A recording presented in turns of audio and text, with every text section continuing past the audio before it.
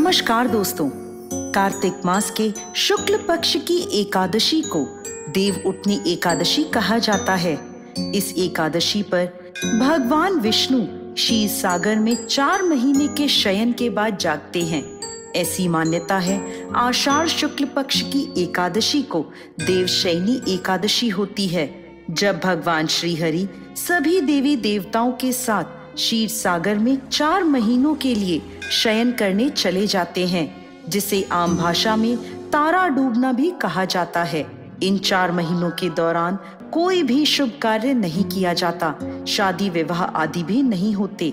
देव उठनी एकादशी को भगवान विष्णु के जागने के साथ ही मांगलिक और शुभ कार्य आरंभ हो जाते हैं। आज के हमारे इस वीडियो में हम आपके लिए देव उठनी एकादशी की 2 पौराणिक कहानियां लेकर आए हैं। पहली कहानी के अनुसार एक समय भगवान नारायण से माँ लक्ष्मी पूछने लगी, हे नाथ, आप तो दिन रात जागते रहते हैं या फिर लाखों करोड़ों वर्षों तक सो जाते हैं, जिससे पूरी सृष्टि नष्ट हो जाती है। आप नियम से प्रतिवर्ष निद्रा लिया करें, जिससे मुझे भी कुछ समय विश्राम करने का मिल जाया करेगा। लक्ष्मी जी की बात सुनकर नारायण मुस्कुराए और बोले, देवी, आपने ठीक कहा है। मेरे जागने से सभी देवों और खासकर आपको बहुत कष्ट होता है। मेरी वजह से आपको भी जरा अवकाश नहीं मिलता, इसलिए आपके कथनानुसार आज से मैं प्रतिवर्ष 4 माह वर्षा ऋतु में शयन किया करूंगा। उस समय आपको और देवगणों को भी अवकाश मिल जाएगा। मेरी यह निद्रा अल्प निद्रा कहलाएगी, जो मेरे भक्तों के लिए परम कल्याणकारी और मंगलकारी होगी। इस काल में जो भी भक्त मेरे शयन की भावना कर मेरी सेवा करेगा और शयन व उत्थान के उत्सव को आनंद पूर्वक आयोजित करेगा, उसके घर में मैं तुम्हारे साथ निवास करूंगा। इस प्रकार जो भी भक्त देव उठनी के दिन भगवान विष्णु की पूजा आराधना करते हैं, उनके घर में स्वयं नारायण माँ लक्ष्मी के साथ वास करते हैं।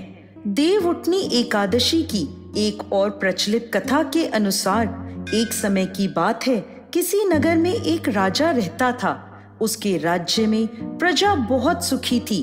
एकादशी के दिन उनके राज्य में कोई भी अन्न ग्रहण नहीं करता था और ना ही अन्न को बेचता था। सभी लोग फलाहार करते थे।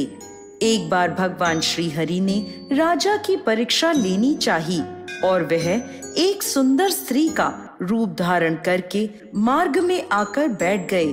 जब राजा वहां से गुजरा तो उसने उस स्त्री को देखा और उस स्त्री की सुंदरता को देखकर राजा चकित रह गया। राजा ने उससे पूछा, हे सुंदरी, तुम कौन हो और इस तरह यहाँ बीच मार्ग में क्यों बैठी हो? तब वह सुंदर स्त्री बने नारायण बोले, मैं बेसहारा हूँ। इस दुनिया में मेरा कोई जानने वाला नहीं है, मैं किससे सहायता मांगू?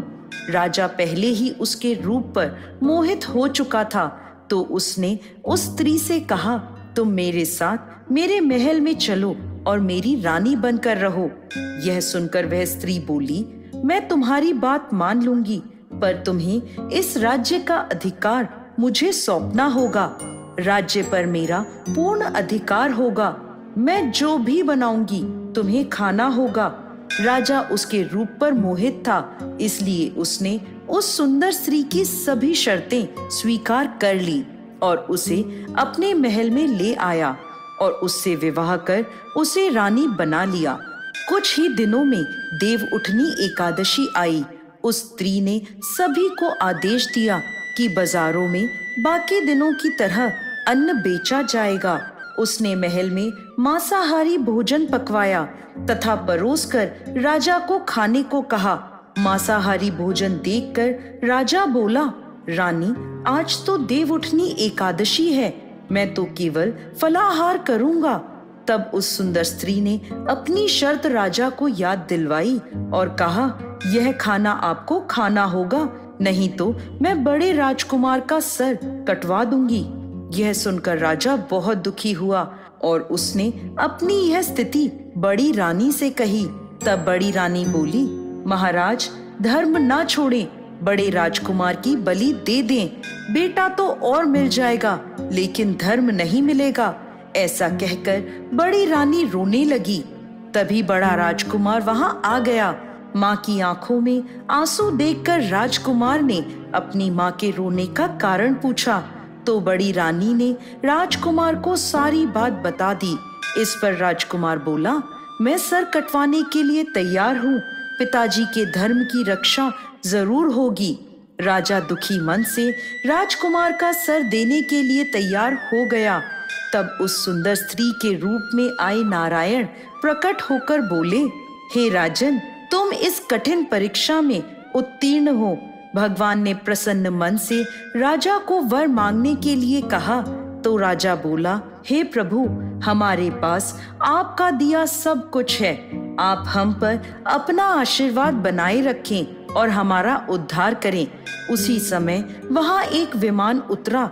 राजा ने बड़े राजकुमार को अपना राजपाट सौंप दिया और विमान में बैठकर परम धाम को चला गया। हे भगवान विष्णु, जैसे आपने राजा का उद्धार किया, उसी प्रकार इस कथा को सुनने वाले, बोलने वाले और हुंकारा भरने वाले सब पर कृपा करना। जय श्री हरि विष्णु।